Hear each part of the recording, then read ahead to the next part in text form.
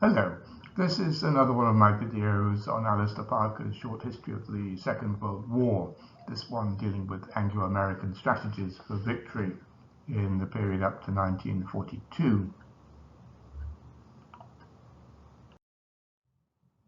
The chapter is quite short, so I'll summarize it in just two videos. The Soviet strategy in World War II was quite simple: expel the Germans from Soviet territory. Stalin therefore didn't join in the war against Japan until that goal was attained. But the Western Allies, by contrast, had to make strategic choices. Three of their choices determined the shape of World War II. First, to defeat Germany before defeating Japan. Second, begin by expelling the Germans and Italians from North Africa and the Mediterranean. Third, bomb German and Japanese factories and homes from the air. Unsurprisingly, there were differences between the British and the Americans in terms of priorities. For the British, the defeat of Germany had priority. Only when Germany was defeated would Britain be safe from attack. For the Americans, however, it was different. In June 1939, that's a long time before the Americans actually joined the war, a joint planning committee of the American Army and Navy presented 5 outline plans for possible war against Japan and Germany, themselves preferring to put the main American effort against Japan. This view was reinforced in May 1940 when the Germans made their sensational breakthrough on the Western Front. The two military chiefs, that's General Marshall for the Army and Admiral Stark for the Navy, both took the defeat of France and Britain for granted. All energies needed to be devoted to the defense of the United States. On the 13th of June 1940, this plan reached President Roosevelt. Whilst France had now been defeated, would Britain and its empire fight on? He asked the joint planners to make a study of what would happen if they did. He also quietly assumed his theoretical powers as Commander-in-Chief of the Armed Forces, and until his death decided what Anglo-American strategy should be. He never boasted of this role, no doubt to avoid the political hostility he would receive if the extent of this civilian interference with the military might provoke. He did send Colonel Donovan, later the founder of the OSS, the precursor to the CIA, to Britain as his personal investigator to assess the chances of British survival. Donovan reported to President Roosevelt in August that the British had a good chance of preventing a successful German invasion. This is Donovan, a former American soldier and lawyer, best known for serving as the head of the Office of Strategic Services, the forerunner of the CIA, and for those of us in Southeast Asia, note as the ambassador, briefly, of the United States to Thailand in the early 1950s. After several senior American officers had concluded that Britain should be helped in order to retain geographical positions from which successful land action could later be launched, Stark and Marshall reversed their earlier views and agreed that if there was to be a war, the Americans should prepare for great land operations across the Atlantic, whilst remaining on a strict defense in the Pacific. Conversations with the British should be undertaken to work out a joint strategy if the Americans were to enter the war. Secret American-British conversations took place in Washington in the first 2 months of 1941. It was concluded that 1. Even in the event of war with both Japan and Germany, the Atlantic and European area was the decisive theatre, and the strategy in the Far East would be defensive. 2. The war would be won by a combination of economic blockade, air attack, coastal raids, European resistance movements, the early elimination of Italy, and the build-up of forces for an offensive against Germany. This strategy was inspired by the British, with the Americans accepting it in order to keep the British fighting. As the threat to Britain became less urgent, the Americans developed a more independent approach.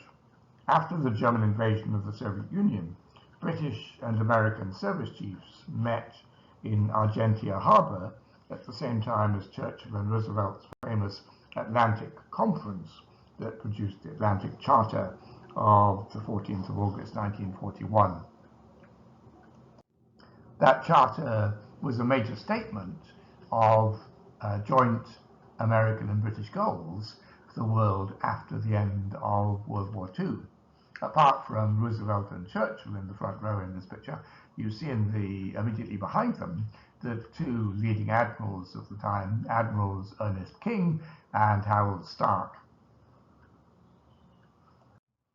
The Americans were now skeptical about the British insistence that the war could be won through propaganda, subversion, blockade, and bombing, which would finally force the Germans to sue for peace.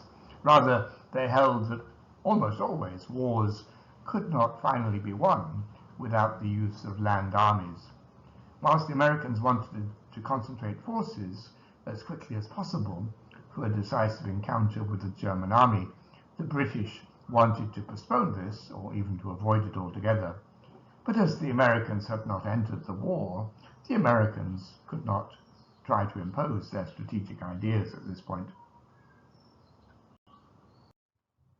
That changed in December 1941, when the Japanese attacked Pearl Harbor and the Americans entered the war.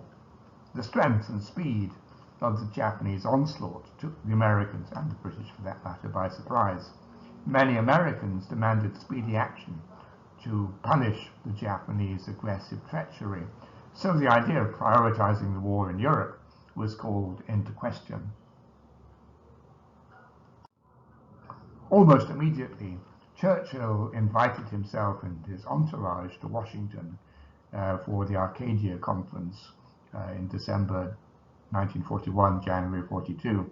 The British insisted on a detailed discussion of strategy, and as American planners had not yet even worked out their defensive strategy for the Pacific, British proposals dominated.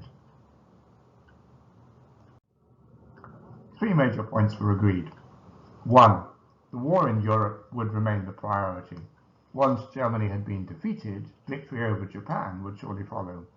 To this end, it was essential that the Soviet Union be kept fighting. Two, the US Army Air Force welcomed the British emphasis on the strategic bombing of Germany.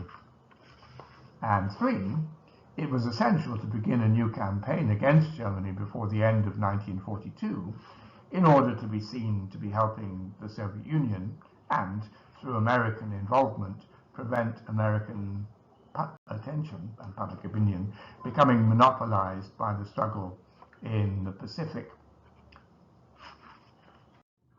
Two side notes. First of all, the independent existence of the British RAF also increased the status of the US Army Air Force, which was given a nominal seat on the newly created American Joint Chiefs of Staff, paralleling the British Joint Chiefs, despite the Air Force still being part of the Army at this point. The British and American airmen supported each other's desire for bombing. Thus we have the so-called bomber barons, which they saw as a war-winning strategy and the most economically efficient means to destroy the German war effort. Second point, at this point in time, it was the British who had more trained and experienced troops. Divisions now emerge. The first conflict arose between the British and the Americans about where to fight, and also their respective chiefs of staff, Sir Alan Brooke on the British side and Marshall on the American. For the Americans, the priority was seen as being the invasion of Northwest Europe. Initially, they thought that a massive American contingent of troops could be shipped across to Britain as an ideal base to quickly begin an invasion. But when logistical factors were considered, this was seen to be impossible. The invasion then would have to consist mostly of British troops. Churchill and the British military, by contrast, favoured instead a diversionary conquest of French North Africa, although they gave their assent to the American plan, skeptically, perhaps even deceitfully, in order to maintain American support. This is General George C. Marshall, the American Chief of Staff and later Secretary of State under President Truman, a major figure in the post-war world. And this is Alan Brooke, later Viscount Alan Brooke, Chief of the Imperial General Staff and head of the British Army during World War II. Marshall's enthusiasm for a European attack may also be seen as a response to the divisions within the American military, with the Naval Chief of Staff, that's Admiral King, pressing for more resources for the Pacific campaign, and General MacArthur in Australia wanting to launch an invasion from there. As it was in 1942, most American ships and troops were sent to the Pacific. That's all I'm going to say for the moment. Thank you very much for listening, and particular thanks to my patrons for their kind support and encouragement. Without them, I wouldn't be able to make these videos. If you want to support my channel, you're very welcome to do so. Like, comment and share on the videos. Subscribe if you want to be notified of future videos. It really does help. And if you want to provide practical support, I'll give Patreon and, for the moment, PayPal links below. Next week, we'll continue with this chapter, Anglo-American Strategies for Victory Part 2. Have a good day.